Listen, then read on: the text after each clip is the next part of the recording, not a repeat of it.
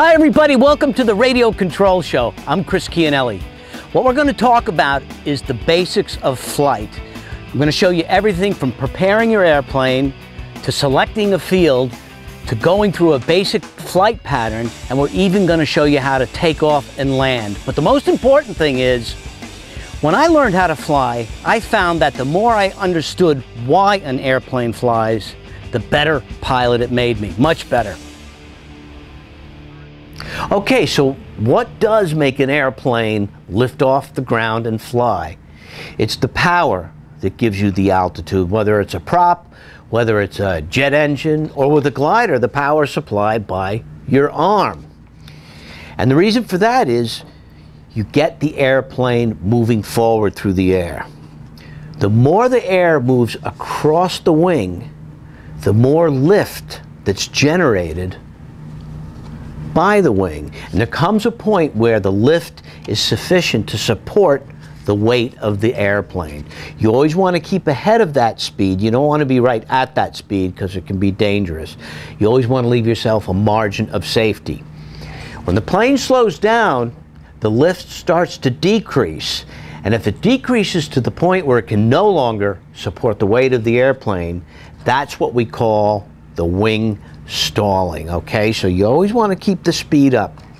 And as the airplane's flying through the air, you got enough lift going on, that's when you can use the controls to redirect its flight path.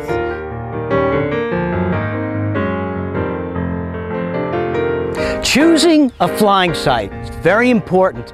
You know, I often get asked, Chris, can't I just fly my model in my front yard?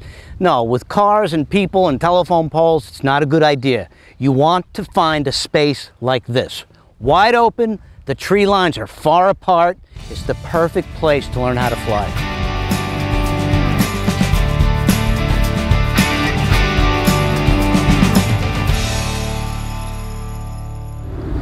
Now that you've chosen the park flyer that you like, the very first thing I want you to do before you do anything else is read the instructions. Read them twice. Believe me, it'll save you a lot of problems later. Another good habit is do not be in a rush when you go out to fly. Take the time and make sure, for instance, that the wing is on straight. All these airplanes have a little marker where the center is, and you can center the wing with the fuselage. Bring extra rubber bands, and when you put them on two parallel, then cross the next two, and then two parallel, and so on. This really locks the wing in a lot better. I suggest buying an extra battery so you'll have two. So you can be charging one, don't forget the charger. This one you can charge from your car. So while you're flying with one battery, the other battery is charging. Also, make sure that your transmitter has fresh batteries. Don't mix old batteries with new. Always put all new batteries in your transmitter. Another little tip with these park flyers, if you happen to crack a wing or one of the tail feathers, it's instantly fixed with some packing tape. Neat little trick.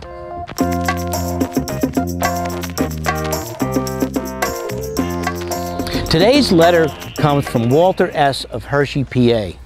And he writes, Dear Chris, my son and I just got into electric-powered park flyers.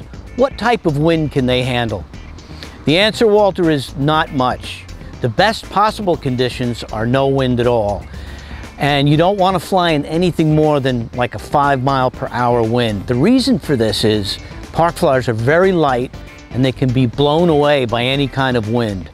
The second reason is you're on a learning curve. So you want the airplane to fly nice and stable, not being buffeted around by a lot of wind. There's two ways to get an RC airplane in the air. One is to hand launch, the other is to take off the ground. And when you do a hand launch, a lot of guys make the mistake of tilting the airplane up or tilting it down. You want to keep it level. Pretend it's a dart. Pretend there's a big dartboard on the horizon and aim for that dartboard. Always launch into the wind. Take a few steps, give it throttle, and it's done like this.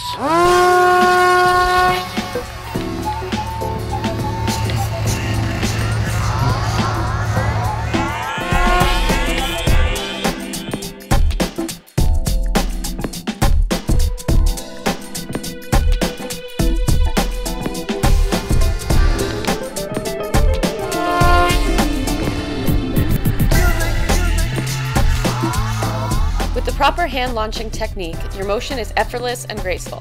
When you throw your model, think of it as tossing a dart. Never launch your model underhand.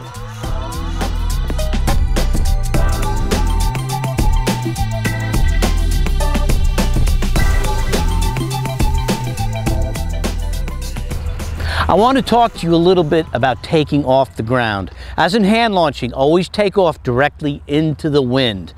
I recommend that you choose an airplane with a tricycle landing gear. They're the easiest of all to take off. They track very true down the runway. Now when you apply throttle, leave the elevator at neutral. You keep the airplane going straight with the rudder control.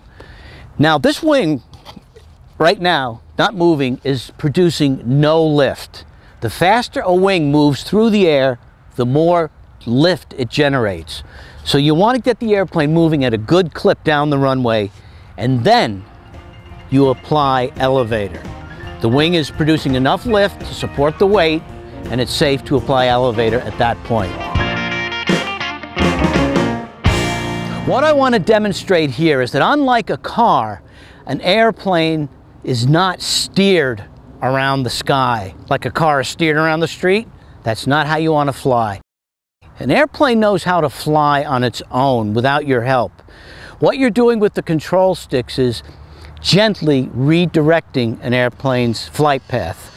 The radio is turned off in this airplane, and I'm going to show you it still knows how to fly all on its own.